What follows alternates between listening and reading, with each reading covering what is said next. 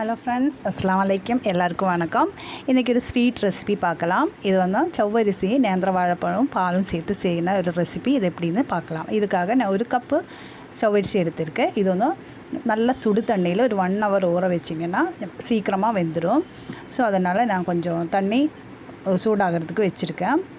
இப்போ நல்லா சூடாயிடுச்சு. இதிலேக்க எடுத்து வச்சுருக்கேன்னா ஒரு கப்பு செவ்வரிசி போட்டு அதை நல்லா மிக்ஸ் பண்ணி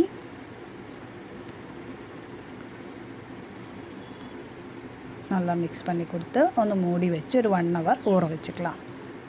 அப்புறம் இதுக்கு தேவையான மற்ற இன்க்ரீடியன்ட்ஸ் பார்க்கலாம். நேந்திர வாழைப்பழம், நல்லா பழுத்த நேந்திர வாழைப்பழம் கட் பண்ணி வச்சுருக்கேன். அப்புறம் 1 கப்பு சுகர் எடுத்துருக்கேன். அப்புறம் 1 கப்பு பால், நல்லா திக்கு பால் தான். இப்போ இது 1 hour நல்லா ஊறிடுச்சு பாருங்கள். நல்லா இந்த மாதிரி ஜஸ்ட் ஒன்று இலக்கி அதுக்கப்புறமா எடுத்து வச்சுருக்கேன்னா பால் இதிலேக்கு சேர்க்கலாம். இப்போது ஸ்டவ் ஆன் பண்ணிக்கோங்க. அப்புறம் கொஞ்சம் ஒரு 1/2 கப்பு கூட தண்ணி சேர்க்குறேன். இதை நல்லா வேக வைக்கணும். நல்லா மிக்ஸ் பண்ணி கட்டை இல்லாமல் நல்லாயிட்டு மிக்ஸ் பண்ணி கொடுக்கணும். ஒரு 3/4 வேக ஆகும்போது இந்த நேந்திர வாழைப்பழம் கட் பண்ணி வச்சது சேர்த்துக்கலாம்.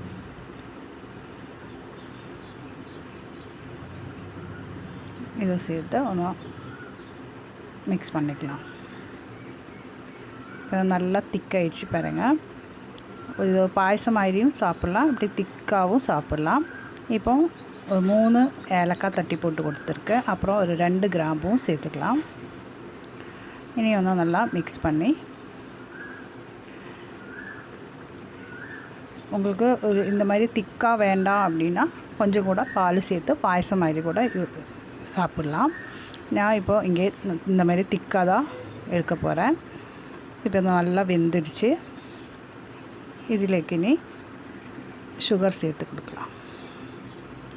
சுகரும் சேர்த்து ஒன்று மிக்ஸ் பண்ணிக்கலாம். பாருங்கள், ஒன்றொன்றும் விட்டு விட்டு செவ்வரிசியெல்லாம் நல்லா பால்ஸாக வந்திருக்கு. இப்போது இது ரெடி ஆயிடுச்சு. நீ ஒரு கடாய் ஸ்டவ்வில் வச்சு 2 டேபிள் ஸ்பூன் கீ சேர்த்துக்கலாம். அப்புறம் கொஞ்சம் கேஷ்யூஸும் ரைசின்ஸும் சேர்த்து ஒன்று ஃப்ரை பண்ணி நல்லா ஃப்ரை ஆனதுக்கப்புறம் நம்மளை ரெடி பண்ணி வச்சுருக்குன்னா ஸ்வீட்லேக்கு சேர்த்து கொடுக்கலாம். இப்போ நல்லா ஃப்ரை ஆகிடுச்சு. இது ஸ்வீட்லேக்கு சேர்த்துட்டு பாருங்கள், நல்லா டேஸ்டியான பால் வாழைக்காய் ஸ்வீட்டு ரெடி. நீங்கள் செஞ்சு பாருங்கள், நல்லா டேஸ்ட்டாக தான் இருக்கும். நீங்கள் செஞ்சு பார்த்துட்டு உங்களோட ஃபீட்பேக் எனக்கு கமெண்ட் பண்ணுங்கள். இந்த வீடியோ பிடிச்சிருந்தால் லைக் பண்ணுங்கள், மறக்காமல் ஷேர் பண்ணிவிடுங்க, சப்ஸ்கிரைப் பண்ணிவிடுங்க. தேங்க்யூ.